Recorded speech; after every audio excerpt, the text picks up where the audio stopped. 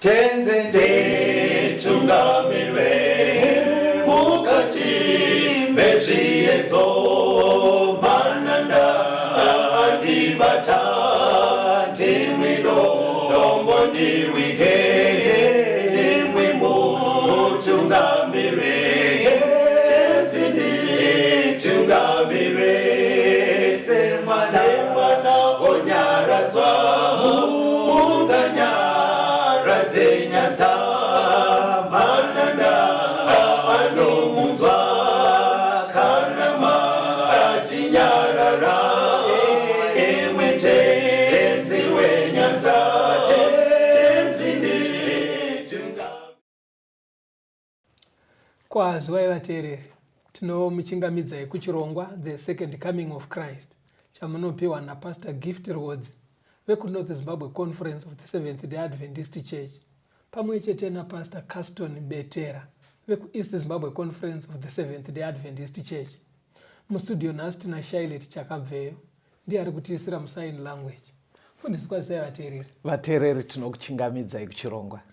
Tinoda kutenda regai tibva tangorangaridzana vateereri kuti chirongwa cheSecond Coming of Christ tinacho vhiki rino rese kunosvika musi wemugovera manheru mamwe nemamwe paTV 9:30 kusvika 10:30 p.m. paRadio Zimbabwe kubva na9 kusvika na10 kumanheru ega ega. Saka kokai hama dzenyu neshamwari kwadziri tisangane muchirongwa. Mufundisi titungamirire. Tine musoro wenyaya unoti une nzeve ngaanzwe. Ndo chidzidzo chatinacho vateereri, une nzeve ngaanzwe. Nezuro pataita chidzidzo takasiya taona zvatakadzidza mubhuku raDhaniel. Ndo patinoda kutangira ipapo chiprofita chikuru chatakanzi tidzidze mubhuku raDhaniel. Saka toda kutanga nekuerenga pana Daniel chapter 7. Pastor vachativerengera kubva verse 1 kusvika verse ya 7. Pane hope dzakaratidzwa Daniel naMwari chiri chiprofita. Teererai pastor vachiverenga. Daniel 7 verse 1 kusvika pa7. Negore rekutanga raBherishazari mambo weBhabhironi, Dhanieri akarota hope, akaratidzwa zvimwe mumusoro make ari panhoo dzake. Akanyora zvaakarota akaudza vanhu mashoko makuru azvo. Dhanieri akataura akati, ndakaona pane zvandakaratidzwa usiku, tarirai mhepo ina dzokudenga dzakamutsa gungwa guru, mhuka huru ina dzikakwira dzichibuda mugungwa dzisina kufanana. Yokutanga yakanga yakafanana neshumba, ina mapapiro egondo. Ndikaramba ndakatarira kusvikira mapapiro ayo atavurwa, ikasimudzwa ichibva panyika, ikamiswa namakumbo maviri somunhu, ikapuwa mwoyo womunhu. Ndikaonazve imwe mhuka yechipiri yakafanana nebere, iyo yakanga yakasimudza rumwe rutivi rwayo, uye mumuromo mayo yakanga yakaruma mbabvu 3 pakati pameno ayo. Vakati kwariri, simuka upedze nyama zhinji. Shure kwaizvozvo ndakatarira ndikaona imwezve yakafanana nengwe, yakanga ina mapapiro 4 pamusana wayo akafanana neeshiri. Mhuka iyi yakanga ine misoro 4 ikapiwa simba. Shure kwaizvozvo ndakaona pane zvandakaratidzwa usiku, ndikaona mhuka yechina yaityisa nokuvhundutsa, ine simba guru kwazvo, yakanga ina meno makuru ovutare, ikapedza nokuvhuna-vhuna nokupwanya zvakanga zvasara netsoka dzayo. Iyi yakanga yakasiyana nemhuka dzose dzakaitangira, yakanga ine nyanga 10. Ndo zvakaratidzwa Daniel, akaratidzwa dziri mhuka dzaibuda mumvura, chiprofita ichi. Ndobva yekutanga Bible rikuti yaive yakaita seshumba ine mapapiro. Yechipiri hanzi yaive yakaita sebere ranga rakaruma mbabvu 3 pamuromo. Yechitatu iri sembada, yaive nemisoro 4 nemapapiro 4 pamusana. Yechi4 hanzi yaityisa, Daniel atotadza kuidescribe, but hanzi yaityisa, yaiparadza zvisingaite, asi pamusoro payo yaive ine nyanga 10. ndo chiprofita chiri kuonekwa ichi. Muchidzidzo chatakaita nezuro vaive vachirongwa vatereri, takaona kuti kwaive kuratidzwa kweumambo hwaizotonga panyika huchiteedzana kutangira mumazuva ake iye Daniel ari kuBhabhironi. Sezvatakaona pana Daniel 2 paya, mambo paakarota hope dzechidhori chenge chakagadzirwa nesimbi dzakasiyana, ndose munyaya iri kudzokorwa pana Daniel 7 paine mhuka 4. Saka paiti shumba pastor, yobva yamirira chiapa Babylon, yobva yamirira Babylon. Poti bere rakaruma mbabvu nhatu raimirira Middle Persia. Kobva kwati mbada ine misoro 4 ndo yaimirira umambo hweGreece, ndo yaimirira umambo hweGreece. Kobva kwati imwe yaityisai, iyi ndo yaimirira Roman Empire, but yanzi yanga ine nyanga 10. Nyanga 10 pakudzidza kwatakaita kumashure ndo yaimirira madzima umambo unokwana 10 wakabuda pakadivhaidha Roman Empire. Right, ngatingoitai nekukasika pastor. Umambo ihwo hutaure kuitira kuti vasina kunzwa chirongwa chanezuro mubva mafambirana nesu. Saka kwakati Babylon, ndobva kwauya Medo Persia, ndobva kwauya Greece, ndobva kwauya Roman Empire, ndo yakazobanzuka ikaita ndudzi 10. Pa10 idzodzo pastor pane vainzi maAnglo-Saxons, ndo Britain iriko nhasi. Right, kwoita vainzi maAlemanai. Maalemanai ndiyo Germany yatiinayo nhasi. Kwoita vainzi maBurgundians. Maburgundians ndo Switzerland. Vechi4 vainzi maFranks. MaFranks iFrance. iFrance. Kune vainzi maHeru. Maheruli hakusisina. Havasisiko. Kune vainzi maLombards vechi6. maLombards ndo Italy yatiinayo. Okay, kune vainzi maOstrogoths. maOstrogoths hakusisina. Kune vainzi maSuev. maSuev ndo Portugal. Ko vainzi maVisigoths. maVisigoths ndo Spain. Kune vainzi maVandals. maVandals vakaparara. Ndokubanzuka kwakaita Roman Empire ichiparara yakadaro. Saka zvatoda kuita, toda kususukidza chidzidzo ichi kuitira kuti titi fambei, toda kunotarisa mubhuku razvakazarurwa. Okay. Pana zvakazarurwa 13 verse 1. Pastor, verengerai vateereri vedu. Zvakazarurwa 13 verse ndeya 1. Zvino ndakaona chikara chichikwira chichibva mugungwa, chiine nyanga dzine 10 nemisoro 9, napamusoro penyanga dzacho pakanga pane korona dzine 10, napamusoro pemisoro yacho mazita okumhura Mwari. Right. Chikara chiri kuonekwa iye zvinezvi kuna zvakazarurwa kuti zvitirerukire, toda kukasika taenzanisa nezvatadzidza kuna Daniel. Saka pana paonekwa chikara chiri kunzi changa chiine nyanga 10. Right. Ndizvo zvoka izvi. Saka toda kudzokera kuna Daniel. Handitika tione kuti zvii zvatinodzidza kuna Daniel tokasika tabatanidza nazvakazarurwa. Okay. Handei kuna Daniel chapter 7 verse ya 3. Daniel 7 verse ya 3. Mhuka huru 4 dzikakwira dzichibva mugungwa dzisina kufanana. Idzi dzaibva mugungwa, right, but taakudziziva pastor. Dzaiti idzo shumba, bere, mbada neimwe yaisina kujairika. Hatidzokerei kuna zvakazarurwa 13. Zvakazarurwa 13. Verengai verse 1. Verse 1. Zvino ndakaona chikara chichikwira chichibva mugungwa, chiine nyanga dzine 10 nemisoro 9, napamusoro penyanga dzacho pakanga pane korona dzine 10, pamusoro pemisoro yacho mazita okumhura Mwari. Right. Ichi chaive nemisoro mingana? Misoro 9. Minomwe nenyanga ngani? Nenyanga 10. Right. Saka vateereri zvatoda tiite kuti chidzidzo chisanetse kubata kuitira kuti usazoti zviko zviri kuramba zvichitaurwa. Toda kuti mucherechedze muone kufanana kwezvinoita zvinotaurwa nazvakazarurwa nezvatadzidza kuna Daniel. Ngationei mhuka dziya pastor dzekuna Daniel timboona kuti dzese dzine misoro mingani. Shumba yekutanga yamaverenga yaive nemisoro mingani? Hapana kutaurwa namba yemisoro. Saka i1. Tinongoti 1. Ko bere riya iri? Bere toti 1 futi. 1 plus 1 ya 2. Ko mbada inge ine misoro mingani? Mbada yakanzi yaive ne 4. Saka 4 plus 2 ya 6 misoro. Ko imwe mhuka yaityisa iya? Toti 1. Yobva yaita 7. Saka tikaenda misoro yemhuka dziri kuna Daniel 7 iri kutipa misoro 7. Izvi zviri kuonekwa una zvakazarurwa chikara ichi chaine misoro 7. hatichionai panyanga. Namba yemisoro yafanana. Namba yemisoro yafanana. Kunyanga kuna zvakazarwa pastor nemuatereri. Chikara chakaonekwa pana zvakazarwa 13 verse 1 chine nyanga 10. Right. Toda kuona kuti inyanga ngani dzinobuda kuna Daniel chapter 7. Kuzvikara zvese zviri 4. Tichienda. Shumba yanzenge ine nyanga ngani? Yanga isina nyanga.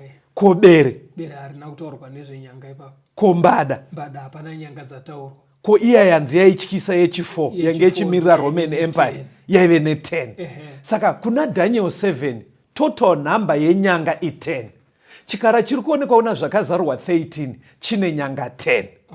Ndoda kuti mungosusukidza mbichana pana zvakazarwa pastor. Verengai verse 2.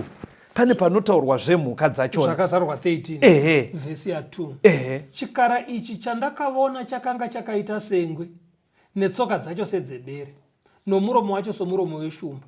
Chimira yenyu. Manzwa zvatsanangurwa ka? Hanzi chakaita sengwe. Ndiyo mbada ka. Chine tsoka sedzebere. Right. Muromo chinge weshumba. Right. Saka zvandoda kuti vateereri vabate ndofunga vazibata. Vateereri muri kuona zviri kuita Bhaibheri. Bhaibheri riri kuedza kuti paunoverenga kuna zvakazarurwa zvisakuomere. Paunonzwa kunzi chikara chakaita sengwe choita tsoka sedzebere muromo seweshumba, maindi inobva yakasika kudzoka kuti zviya ndakanzwa zveshumba ripi, zvekuti shumba mbada mbere ndakazvinzwa kupi. Saka maindi yako yega inobva yatoti yes ndakazvidzidza kuna Daniel chapter 7.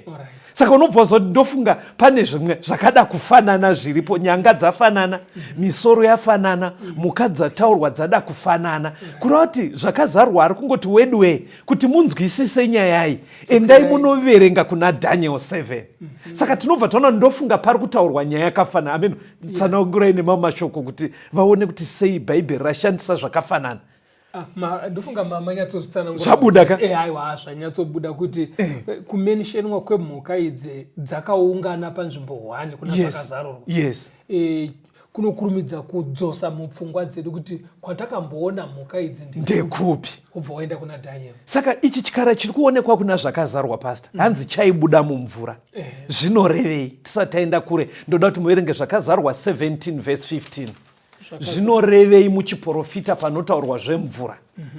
Zvakazarurwa 17 verse 15. Yes. Zvino akati kwandiri, mvura yawaona inogarwa nemhombwe ndivo vanhu navazhinji namarudzi nendimi. Saka mvura muchiprofita inomirira pane vanhu vakawanda, mandudzi akawanda vakavhengana. Pane vanhu vakawanda nharaunda iyoyo nendudzi dzavo mukuvhengana kwavo. Kureva kuti zvikara izvi zvaifamba mukati mevanhu. Musadaro munokanganisa vateereri. Musati aiwa zvaisafamba pakati pevanhu. Tichazoona kuti chikara chii. Patiri kuenda kumberi ndofunga ibva imatongoerenga Daniel 7 verse 17. Okay, Daniel 7 verse 17 kuti tidudzire zvakanaka. Kuti shumba dziri kupinda pakati pevanhu. Verengerai vateereri vedu. Daniel 7 verse ya 17. Yes. Mhuka idzi huru idzo ina ndiwo madzimambo mana achamuka panyika. Sezvatamboita zviya pataichidudzira dzairevei. Shumba, bere, mbada neyaityisa. Bhaibheri riri kuti chiprofita chaimirira makingdoms aizomuka panyika. Atatsanangura kuti Babylon, Medo-Persia, Greece, Roman Empire nekuzobanzuka kwayo. Saka kana mhuka dziri kuonekwa dzichibva mumvura, mfundisi nemuaterere, chiprofita chikuratidza kuti makingdoms aimuka pane marudzi evanhu. Umambo hwanga huchimuka mukati mevanhu vakawanda. Yes, umambo huri kusimuka mukati mevanhu vakawanda. Saka taona connection iripo pastor. Ngatichimhanyai kuna zvakazarwa ye13. Verengai verse 1 kusvika pa4. Zvino ndakaona chikara chichikwira chichibva mugungwa chiine nyanga dzine 10 nemisoro 9. Napamusoro penyanga dzacho pakanga pane korona dzine 10, napamusoro pemisoro yacho mazita okumhura Mwari. Chikara ichi chandakaona chakanga chakaita sengwe, netsoka dzacho sedzebere, nomuromo wacho somuromo weshumba. Shato ikachipa simba rayo nechigaro chayo choushe namasimba makuru. Mumwe musoro wacho wakanga wakaita sowakakuvadzwa kusvikira parufu, asi vanga raifanira kuuraya rakanga rapora. Nyika yose ikashamiswa ikateera chikara. Vakanamata shato, nokuti yakapa chikara masimba. Vakanamata chikara vachiti, ndianiko wakafanana nechikara? Ndianiko unogona kurwa nacho? Sezvatakaona muchidzidzo chanezuro vateereri, muchiona kuti zviri kutsanangurwa apa ndo nhoroondo iya yeThe Christian Church pamazuva yainge ane muzinda headquarters kuRome, kuti Satani akapinda kuburikidza nechechi. Zvaidiwa naSatani ndobva zvatanga kuitwa nechechi. Saka bhaibheri riri kubva rati mumwe musoro wacho wakanga waita ronda raida kutouraya. Ndo pamakatsanangura paya zvakaitika paperiodi yeThe Christian Church payanga ane muzinda kuRome, kuti muna 1798 Napoleon akatuma mukuru wehondo akaenda kuRome, ndobva anosunga mukuru wechechi aiveko, ndobva asikofira kuFrance ari musungwa. Ndo pakabva paita unge masimba echechi aakumbopera. But ndoda kuti tisatanzwa kambo, muverenge kubva verse 5 to 7. Tingoona kufanana kwazvinonoita kuratidza kuti chikara chiri kuonekwa ichi kutsanangurwa kweThe Christian Church. Verse ya 5 to 7. Zvakazarurwa 13 verse ya 5. Ipapo chakapiwa muromo unotaura mashoko makuru nezvekumhura. Chikapiwa simba kuti chizviite mwedzi ina 42. Chikashamisa muromo wacho kuti chimhure Mwari nokumhura zita rake netebhenekeri yake naivo vanogara kudenga. Chikapiwa masimbavo kuti chirwe navatsvene nokuvakunda. Chikapiwa masimbavo pamusoro pamarudzi ose navanhu vose nendimi dzose nendudzi dzose. Saka macharacteristics ari kutsanangurwa emufundisi ndo atakaona aya akaitwa nekarunyanga katakadzidza nezuro kekuna Daniel 7. Kungoratidza kuti chiri kutsanangurwa nazvakazarurwa 13 inhoroondo yeThe Christian Church mumadark ages, payanga ane muzinda kuRome, kumhura kwayaiita Mwari, kuparadza vatsvene, kuchinjwa kwemitemo yaMwari nezvakadaro. But muna 1798 masimba echechi akabva aita unge ambopera, ndobva kwaita unge zvinonzi hakusisina The Christian Church muchimiro chayo chemadark ages. Saka ndikuona nguva dzedu pastor, ndoda kuti timbonzwa kambo, but tisatanzwa kambo. Ndoda kuti muverenge vhesi ya 3 nevhesi ya 8 na 9 yazvakazarurwa 13 iyo. Zvakazarurwa 13 verse 3. Mumwe musoro wacho wakanga wakaita sowakakuvadzwa kusvikira parufu, asi vanga raifanira kuuraya rakanga rapora. Nyika yose ikashamiswa ikatevera chikara. Verse 8. Vose vanogara panyika vachachinamata, ivo vasina kunyorerwa zita ravo mubhuku yeGwayana rakabayiwa kubva pakusikwa kwenyika. Une nzeve ngaanzwe. Saka bhaibheri riri kuti ichokwadi The Christian Church muchimiro chayo chemadark ages ine muzinda kuRome yakambopiwa ronda ndobva yaita unge yaparara. But bhaibheri rabva rati vese vanogara panyika vachanamata chikara ichi, kuratidza kuti nyaya yacho haisati yapera. Ndobva zvanzi ane nzeve dzekunzwa ngaanzwe. Ndopabva chidzidzo chedu chanhasi, ane nzeve dzekunzwa ngaanzwe. Vateereri, mirai timbonzwa kambo tirambe tiri pachirongwa chedu.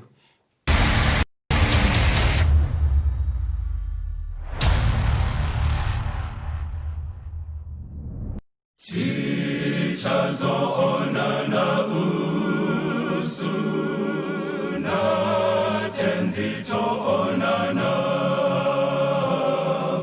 ndinodisa kumuona Jesu wakanifira. Ndichazomuona tenzi iyo miri kwedenga,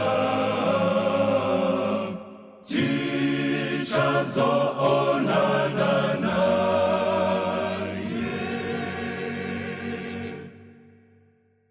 Gare gare kumusha,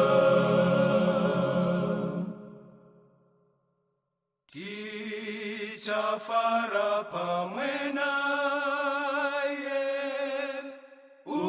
urombo wazopera,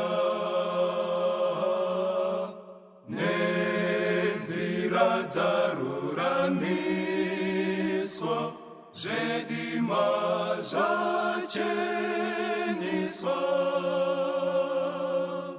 Ndichazomuona tenzi iyo miri kwedenga, tichazoonana naye.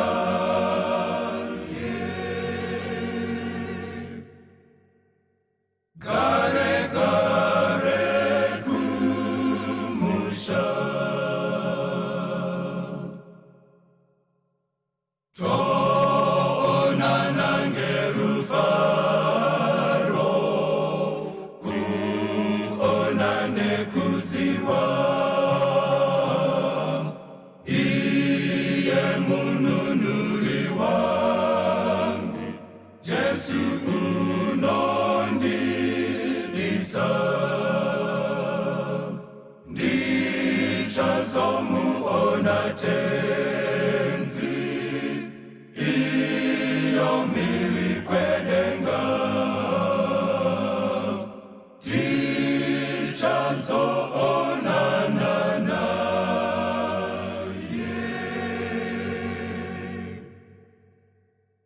Gare gare kumusha.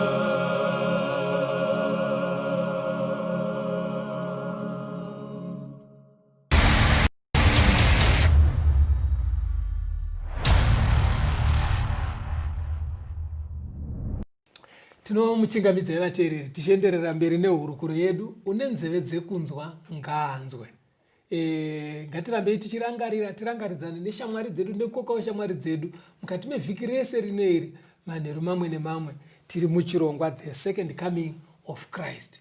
9:30 to 10:30 manheru paTV, 9 to 10 p.m. paRadio Zimbabwe. Andimberi mufundisi nehurukuro yedu. Muchikamu chapfuura mufundisi, chikara chakaonekwa kuna zvakazarwa 13 chadescribwa chichitora zvinhu zvakawanda zvinowanikwa pamhuka dzepana Daniel 7. Right. Mwari achiitira kuti tikurumidze tazvikonekta. Okay, kuconnecta Daniel naRevelation.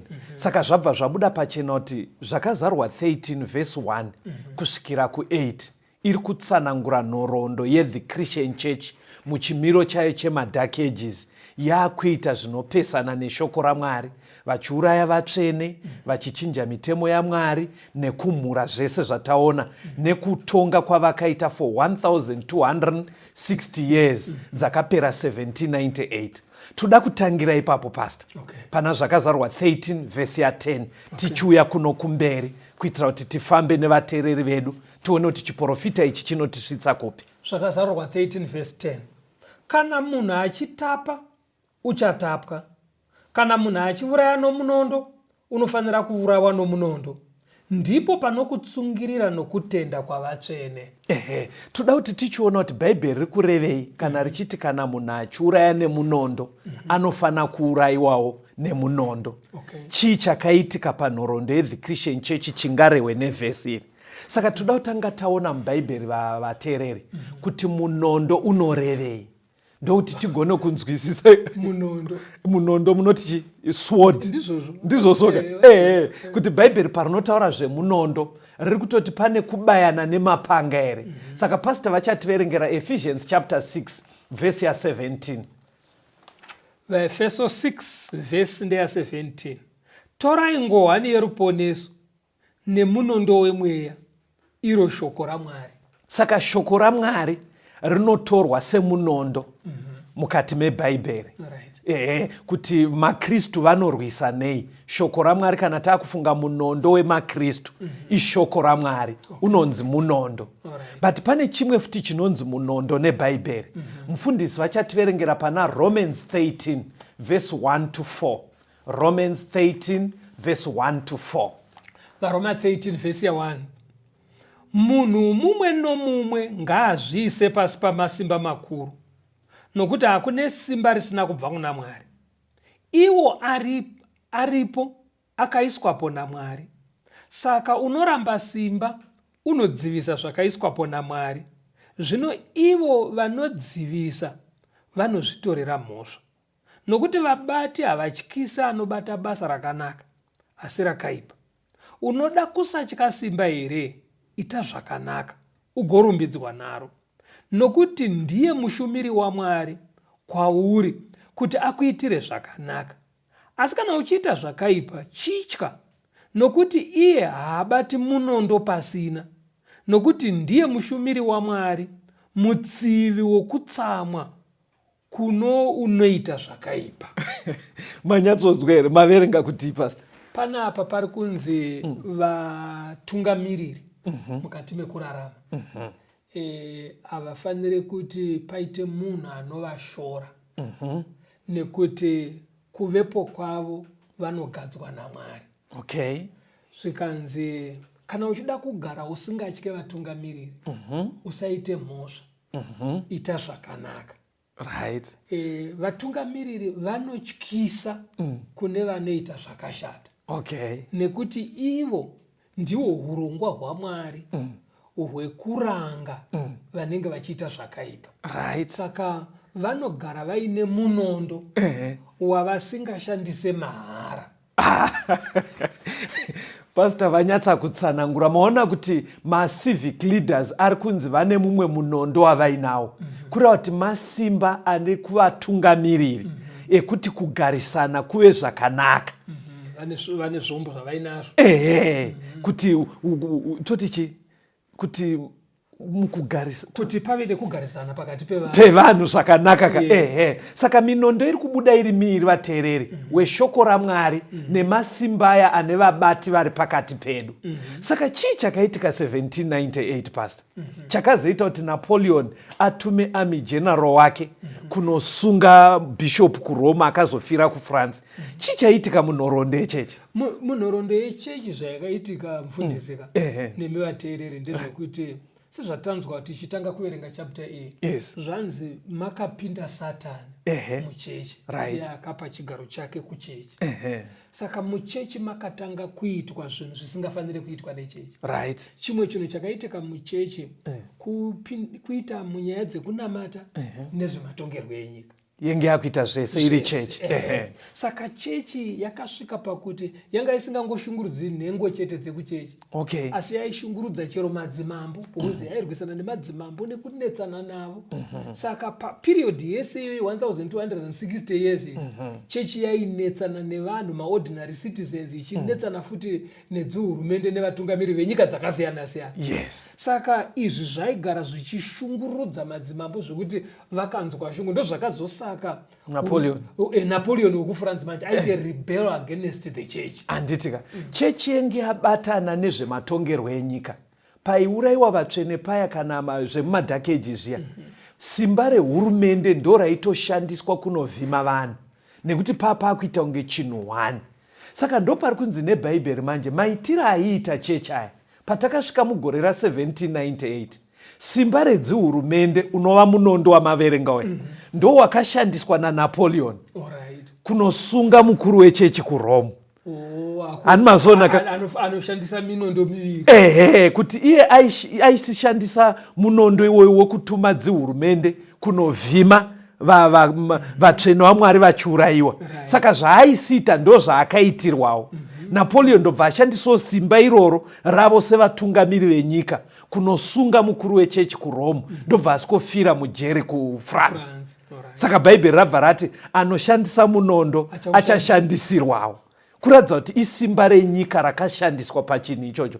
But panguva imwe chete vateereri, chiprofita ichi hachigumirepo, nekuti chatotiti ane nzeve dzekunzwa ngaanzwe, nekuti vese vanogara panyika vachanamata futi chikara ichi, kureva the Christian church muchimiro chayo chemadhark ages. Vanhu vanozonamata sei Christian church muchimiro chemadhark ages? Saka chiprofita chazvakazarwa manje chinoenderera mberi. Pavhesi 11 chii chinoitika 1798 around nguva iyoyo? Zvakazarwa 13 verse 11. Zvino ndakaona chimwe chikara chichikwira chichibva panyika, chakanga chiine nyanga mbiri segwayana, chikataura seshato. Johana ari kuramba achiratidzwa. Vateereri, ndoda kuti pastor vakupindurei, ndoda kuona kuti tiri kufamba tese here. Chikara muchiprofita chinorevei? A beast. Pastor pindurai. Chinoreva umambo. Saka paverengwa napastor panzi, zvino ndakaona chimwe chikara chichikwira chichibva panyika. Zvazviri kutaura ndezvekuti Johani airatidzwa umwe umambo huchisimuka munguva imwe chete yakaita kunge nhoroondo yeChristian church yaparara. Johani ari kuradzwa umwe umambo uchisimuka uchibva panyika. Saka apa ngatimhanyei pastor. Umambo hwe-the Christian Church takauona uchisimuka uchibva kumvura mugungwa kureya pane vanhu vakawanda, ende takabva taona kuti kwaive kuEurope kwaiitika nyaya. But paakuonekwa umwe umambo huri kusimuka uchibva panyika, kuedza kuti kudii Bhaibheri riri kuti huri kubva kwakaoma kusina mvura, kureva kuti kana mvura ichireva ndudzi dzevanhu dzakawanda dzakavhengana, kureva kuti umambo hwakaumbika kusina vanhu vakawanda. Ndizvozvo. Saka panapa Johani ari kuradzwa umwe umambo hwakasimuka, but ngatichiregei kuutarisira kwaive nevanhu vakawanda kuEurope, kwatoo kune imwe eriyawo. Zvikanzi pahwaisimuka hwaive nenyanga mbiri segwayana. Toda kuona kuti nyanga chii pastor? Nyanga, endai kuna Daniel chapter 7 verse 23 na 24. Daniel 7 verse 23. Akati mhuka yechina uchava ushe hwechina panyika, uchasiyana noumwe ushe hwose, uchapedza nyika yose nokupwanya nokuputsanya. Kana dziri nyanga dzine 10, paushe uhwu pachamuka madzimambo ane 10, asi mumwezve uchamuka shure kwavo. Iye uchasiyana navamwe vokutanga, uchakunda madzimambo 3. Saka nyanga dziri kunzi madzimambo kureva kuti ushe. Handitika sezviri kutaura kunzi Roman Empire paikaita nyanga 10, zviri kunzi Roman Empire yakaparara ikatipa 10 nations. Umambo nyanga, right? Saka tauda kuona manje apa Johani ari kuratidzwa chikara umambo huri kusimuka uchibva panyika kusina vanhu vakawanda, ndizvozvo, asi huine nyanga segwayana. Nyanga idzi dziri paumambo toda kuona kumwe kwatinogona kuona zvakada kudaro kuti nyanga dzichiwanikwa pa dziri mbiri. Pana Daniel 8 pastor verse 3 nevhesi ya 20. Daniel 8 vhesi ya 3 nevhesi ya 20. Ndikarinzira meso angu ndikatarira, ndikaona gondobwe rimire pamberi porwizi, riine nyanga mbiri. Nyanga mbiri dzakanga dzakareba, asi rumwe rwakanga rwakapfuura rumwe nokureba. Rwakanga rwakareba ndirwo rwakabuda shure. Verse 20.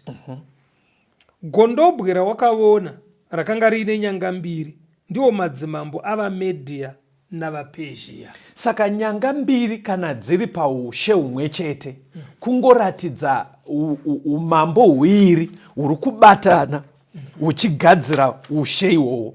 SeMedo Persia yaiti maMed nevaPezhia woita umambo 1. Saka Johani ari kuradzwa umambo hunoita kunge huri kugadzirwa nezvinhu zviri, asi huri kusimuka kusina vanhu vakawanda, asi huchisimuka kumakore ari padhuze nana 1798. Inini pastor pandaiongorora makingdoms akatanga nguvai, pana akati wandei andakaona, but panapa pari kunzi uhwa hwakaita kunge segwayana chii pastor? Gwayana ndiJesu. Saka zviri kunzi zviri kunzi pane umambo pakutanga kwahwo hwairatidza kufanana naKristu. Uine chiKristu mukati. Saka ukaenda munhoroondo vateereri uchitsvaga ekingdom kana ushe hwakasimuka around kuma 1790 huine kakuratidza kaukristu huchitangira kusina vanhu vakawanda. Ini ndakaona huiri. Ndakaona umambo hweAmerica nehweAustralia. Chindibatsirai kuchuza apa pastor. Unga qualify kunzi hwaita unge hune kaukristu, asi umambo hwakasimuka around makore atatauraya kune hweAustralia nehweAmerica. HweAustralia hunoramba kunofanana naJesu. Ndechekuti vanodzidza vanoti mavambiro akaita Australia, vanhu vaiti kana vaita dzimhosva kuEurope vopuwa PI, vodzingwa kubanwa kuEurope. Saka vaiiswa mungarava, votakurwa vonosiiwa kuAustralia saana mudzingwa. Vanhu vasiri kutodiwa. Saka tingati vanhu vakadaro vakafanana naKristu. Hazvina kufanana. Saka America manje yakatanga sei? Americawo kuumbwa kwayo yakaumbwa kana muchienda munhoroondo nevainzi maPilgrim Fathers. Ndokuti kudii Pilgrim Fathers? Vanhu vaitiza kushungurudzwa kwavaitwa nechechi kuEurope. Alright. Saka pavakasvika kuAmerica vakati handei tinotsvaga kwatinonamata takasungunuka. Saka chavaitizira kushungurudzwa nechechi vachitsvaga kwavanonamata vachiteedzera sezvinodiwa naMwari pasina anovafurufusha. Toda kutenda mukatasa munhoroondo vateereri Americawo zveshuwa vari kunzi maPilgrim Fathers avo 1776 ndo pavakazvideclare independent. But pane chinhu chavakaita pastor chinoburitsa nyanga mbiri dzataona dziya idzi. Kushungurudzwa kwamataura uko kwavaitwa kuEurope vachiurayiwa. Ndofunga taona kuti kwaikonzerwa nei? Kwaikonzerwa kuti chechi yenge yapindira mune zvematongerwo enyika. Saka chechi yaishandisa simba renyika kupesecuta vatsvene vaMwari munyaya dzekunamata. Saka maPilgrim Fathers apa vakasvika vachitanga umambo hweAmerica pamabumbiro avo zvinyorwa zvemunyika. Chimwe chinhu chavakakoshesa pasi ndoda kuti muise muchishona. Vane mutsara uri pamabumbiro avo unoti unoti Congress shall make no law respecting the establishment of religion or prohibiting the free exercise thereof. Kuti hurumende haifaniri kuzodzika mitemo inopindira munyaya dzekunamata, kurambidza kana kubvumira zvine chekuita nekunamata. Ndizvozvo chaizvo. Saka ndo chimwe chinhu chikuru chakanoumba America. Saka zvinoreva izvi pastor. Zvinonoreva kuti panyaya dzekunamata munhu aifanira kunamata sezvaari kunzwisisa pasina kumanikidzwa kana kunzi ita so. Kana akusvikawo pakugarisana nevanhu ogarisana nevanhu mune zvakanaka. Saka mirayiro yehurumende iri kutarisa kugarisana nevanhu. Yes. Asi pakunamata wakasununguka. Saka sevanhu vanga vatiza kuEurope vachimanikidzwa vachiti hatisi kuda zviri kuitwa. Matangira aAmerica yakaumbwa nezvinhu tu mozvisa futi mushona zvainzi Protestantism. Ndiwo zvitendero zvese zvaitiza kubva chechi yaivashungurudza muChristian chechi yaivashungurudza. Very good. No Protestantism neRepublicanism. Toti ava ndove zvematongerwo enyika. Ndove zvematongerwo enyika. Sei zvinhu zviri kunzi zvine utsvene kuti Republicanism nezvechechi zvimire parutivi zvisingakanganisane zvinonobuda papi kuti zvinofana kuramba zviri tu kudaro. Endai pana Matthew. Timhanye mufundisi verengai munzwe pana Matthew 22 verse 21. Matthew 22 verse 21. Verse ya 21. Yes. Vakati kwaari zvaKesari. Akati kwavari naizvozvo ipai Kesari zvaKesari naMwari zvaMwari. Saka mukurarama kwevanhu matangira akaita America ndo zvinhu tu zvaiumba kuti kana kwakunamata munhu ngarege kurovererwa ngaanamate kuna Mwari akasununguka. Kana amajutis emunhu mukugarisana nevamwe whether paroda kubhadharwa tax uchiteedzera mitemo yenyika teedzera zvakadaro. NdiJesu ari kutotaura kuti zvinhu tu izvozvo izvo zviriko ende ngazvirespectwe. Zvinobva papi zvinhu izvi? Endai pana Mateo 22 verse 34 to 40. Tibva tambonzwa kambo. Mateo 22 verse 34 to 40. VaFarisi vakati vachinzwa kuti wapwisa vaSadhusi vakaungana pamwe chete. Mumwe wavo mududziri womurayiro akamubvunza achimuidza akati, mudzidzisi, murayiro mukuru pamurayiro ndoupiko? Akati kwaari, ida Ishe Mwari wako nomwoyo wako wose, nomweya wako wose, nokufunga kwako kwose. Ndiwo murayiro mukuru nowokutanga. Wechipiri unofanana nawo ndeuyu, idawo kwako sezvaunozvida iwe. Murayiro wose navaprofita zvakabatanidzwa pamirayiro miviri iyi. Toda kuzosvika taura kana tambonzwa kambo. Rambai muri pachirongo ateerere.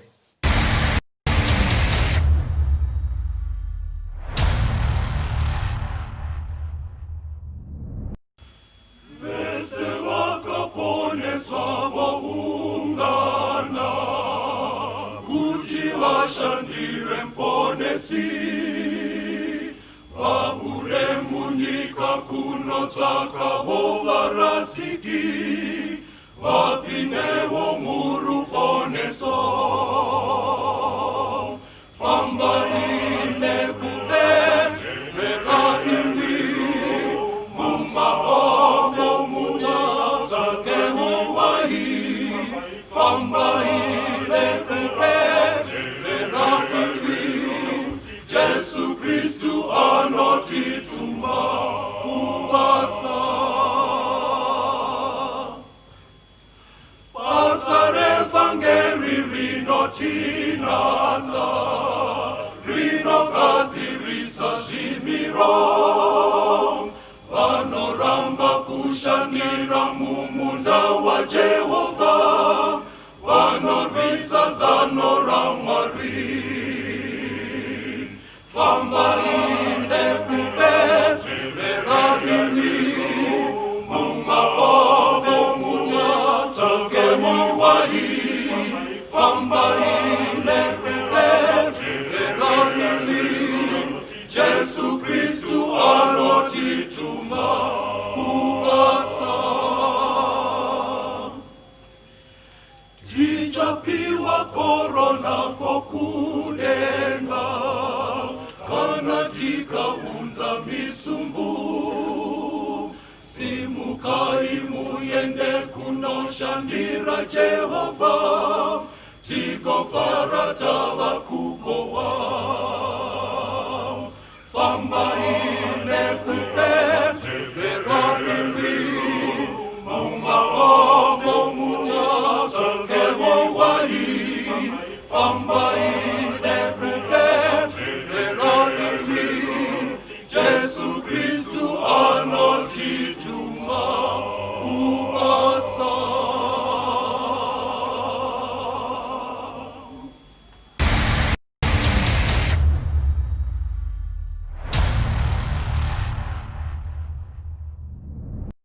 Tino muchingamidzi yavateereri tichienderera mberi muhurukuro yedu ane nzeve dzekunzwa ngaanzwe. Mfundisi. Right. America kusimuka kwayakaita nekuongorora kwatiri kuita chiprofita ichi, nyanga mbiri dzayaive nadzo dzatati Protestantism neRepublicanism, kusiyana dziri kunzi dzaive like Christ, segwayana. Ukristu huri papi? Ndapedzisira pastor tavati vaverenge kuna Matthew 22 verse 34 to 40. Paya pabvunzwa Jesu nzi murayiro mukuru ndeupi? Ndobva ati kune mirayiro miri, wekuda Mwari newekuda vamwe vako. Zvikanzi pamirayiro 2 ndo panosenda mamitemo yese ine 10. Sei Jesu akaiseparata into 2? Airatidza kuti mitemo 4 yekutanga ine chekuita neukama hwemunhu naMwari. Mitemo 6 yekupedzisira ine chekuita neukama hwemunhu nemunhu. Saka zvakaitwa naAmerica mukutanga kwayo yaingokopa kubva pama10 commandments, kuti kana munhu akunamata Mwari siyai anamata akasununguka pasina kumanikidzana. Asi semunhu iye ngaarespektewo mitemo 6 yekupedzisira kuti agarisane nevanhu. Saka ndozvaiva America, yaitoti nyaya dzekunamata hatidi kuti Congress ndo vatungamiri vehurumende kwaAmerica vawanikwe vachigara dare rekugadzira mitemo kuti vanhu ngavanamate so, because ndo zvavanga vatiza kuEurope.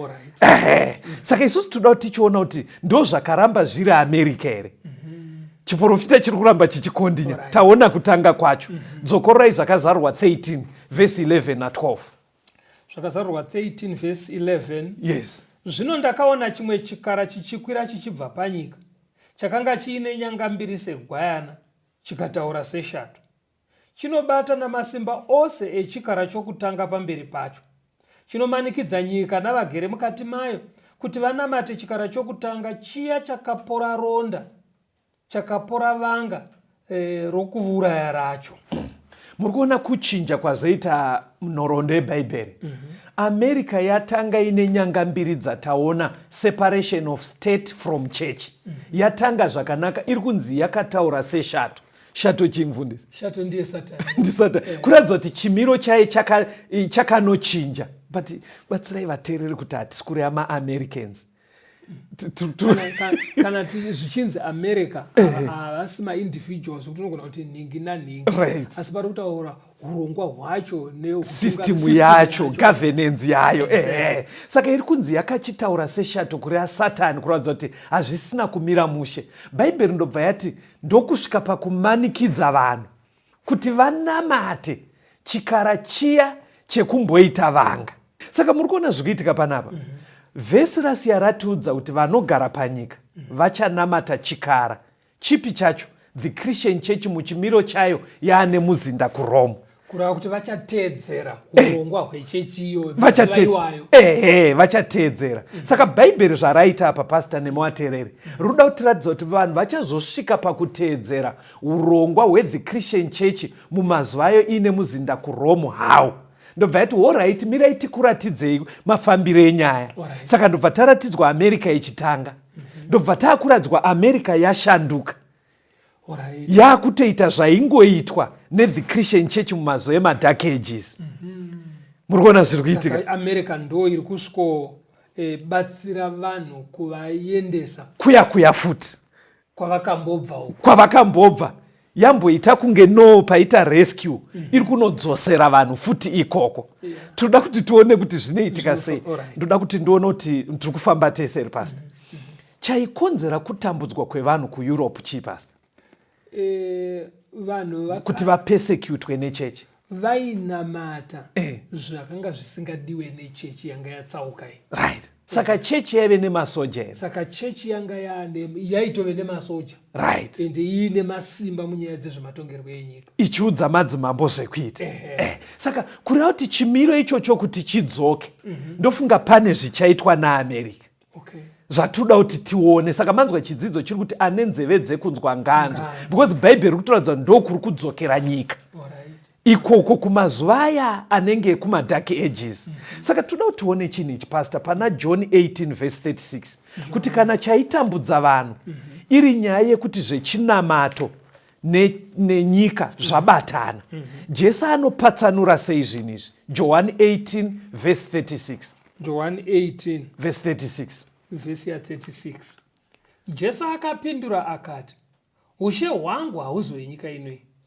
Dai ushe hwangu hwaiva hwenyika ino, varanda vangu vangadai vairwa kuti ndirege kuiswa kuvaJudha. Asi zvino ushe hwangu hauzi hwapano. Jesu ari kupatsanura nyaya yekunamata achibvisa from state. Zvematongerwo enyika. Ari kubvunzwa naPirato.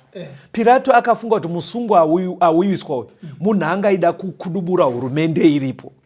Ndobva anzi uri mambo here iwe? Achibvunzwa naPirato. Zvikanzi aiwa wakuru, kwamuri kutyira ndiri kukuziva. Ushe hwangu hausi hwenyika ino, gadzikanai henyu. Musafunga kuti ndoda kukudubura utungamire hwenyu. Dai hwaive hwenyika ino, varanda vangu vairwisa. Ari kuedza kureva kuti vadzidzi vangu vangadai vari kutorwisa kuti ndiende, but hwangu hunoitwa neimwe way isingarwiswe nemaweapons. Verengai semunyaya pana Matthew 26 verse 51 to 52. Matthew 26 verse 51 to 52. Matthew 26 verse 51.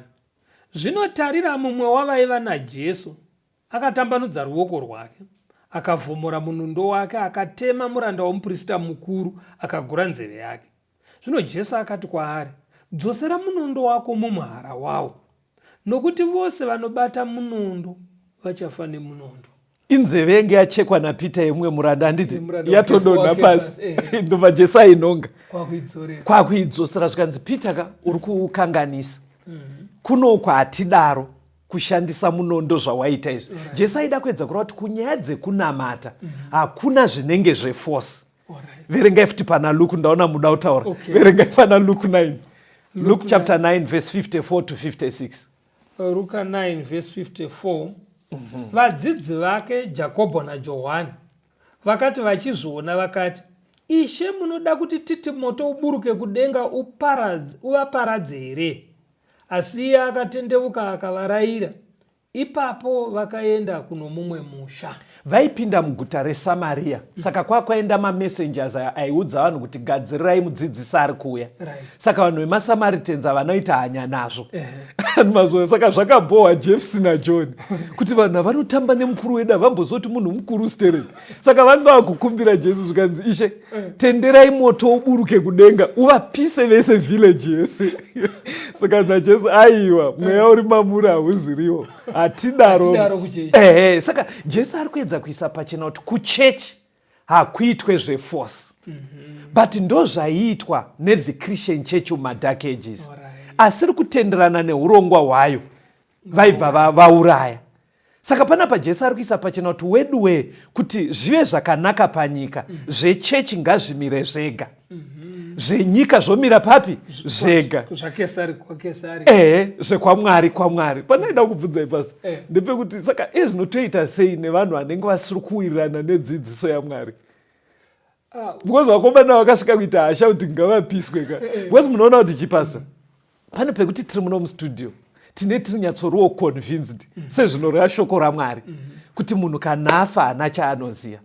Kuramba munhu achienda kumasvikiro nanatsika mutanda nekuvaprofita venhema, inhema dzega dzega, hazvisiri izvo zvinodiwa naMwari. Togona kuzvidzidzisa, ndikati kuzvidzidzisaiwa, bhaibheri rinogara richizvidzidzisa rozvidzidzisa, but muchiona kuti kuno mwanuka still zvichidzidziswa kudaroka anoramba achidedza n'anga, vachinobvunzira vachidaro n'anga dzichidedzwa mumisha.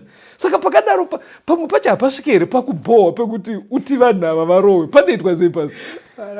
Chero zvakushungurudza unofanira kutonamata nekuwedzera kuramba uchingogombedzera. Ndo zvatiri kudzidza mushoko raMwari. Hapaitwe zveforce.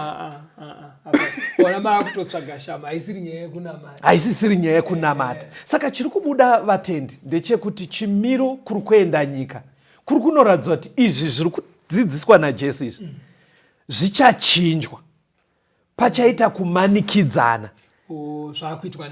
Zvaakuitwa naAmerika ichitungamira urongwa hwacho.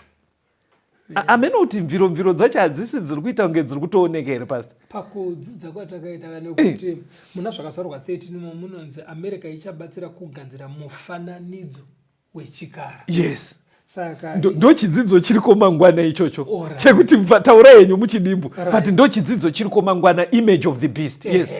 Saka mufananidzo uyu mukujeka kwazvo unoumbika kana zvitenderi zvese zvabatana zvochizonotsvaga masimba ezvematongerwo enyika kuAmerika. Saka asi mviro dzacho dzaakutooneka iyezve mubatanidzwa wemachechi uri kuitika. Handitika maybe zvandoda tiite zvinezvi kuti nyaya yacho ijeke mangwana tichaisusukidza.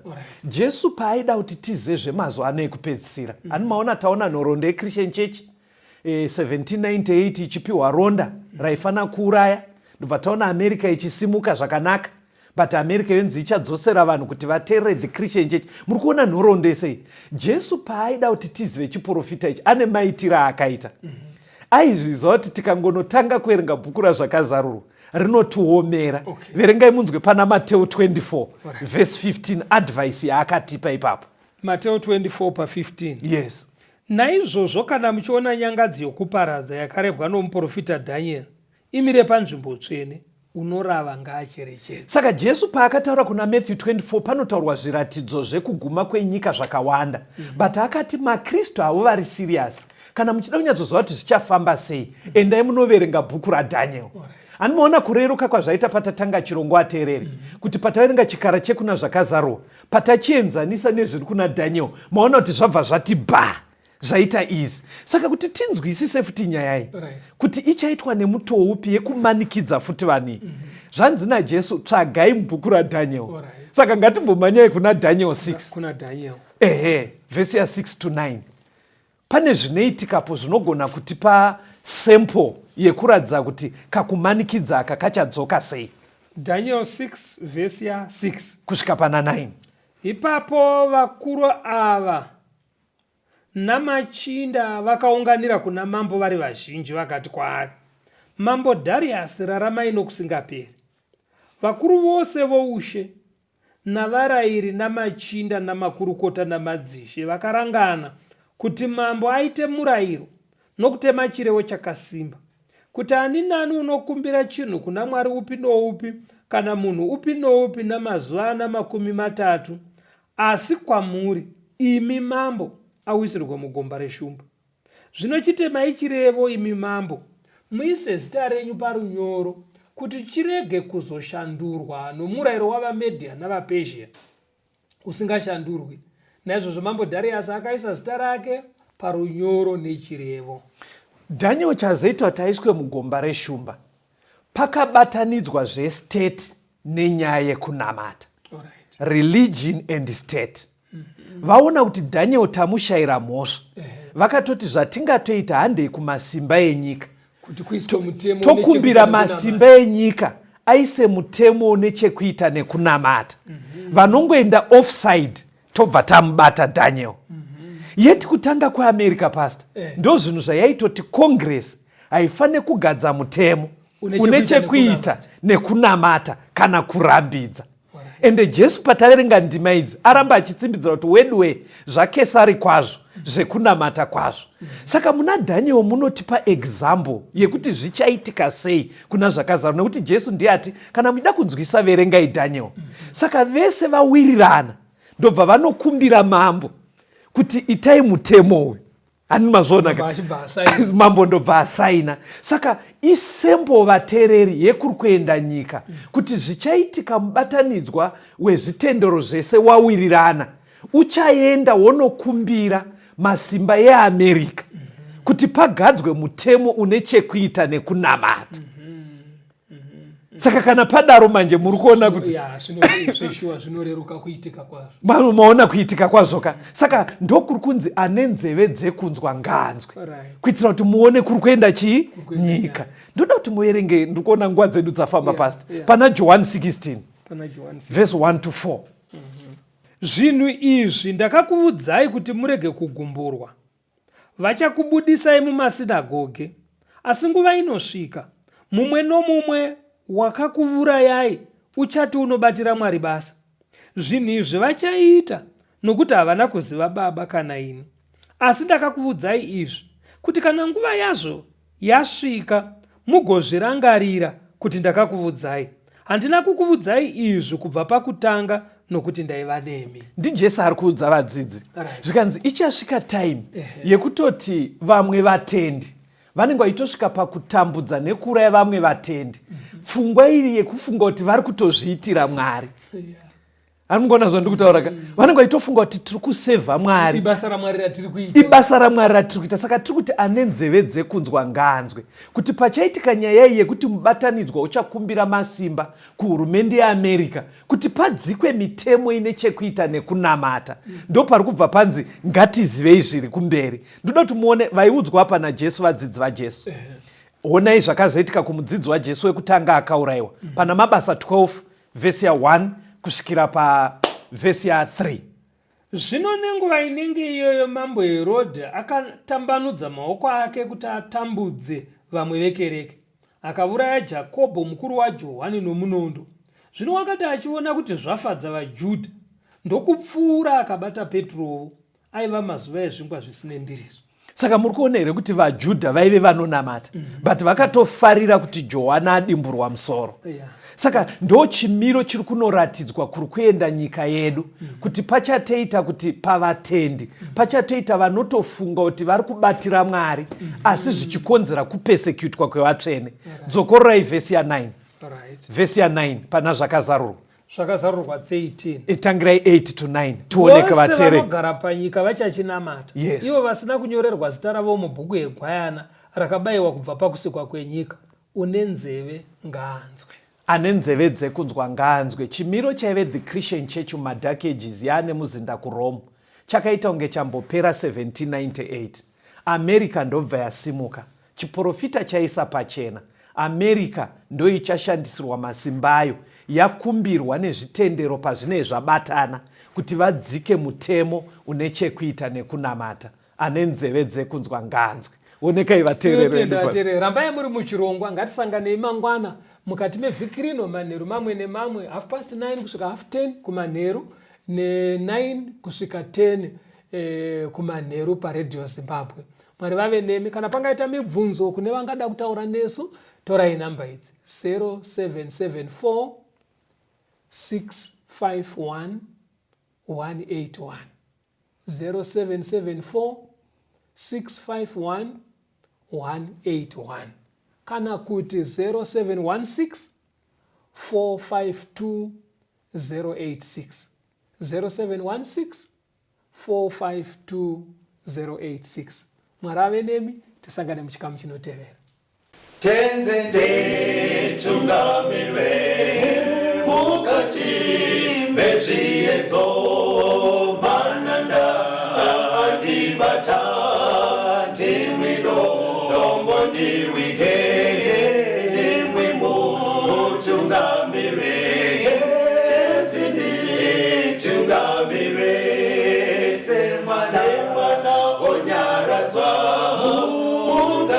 unganyaradze nyanza mananda anomunzwa kana matinyarara emwete tenzi wenyanza tenzini tungamire apo ndasvika nyanza mananda vondishisa andichienda zororo ndotsamira kune mwenga Ngaanzwe imwi moti ndinokutumamira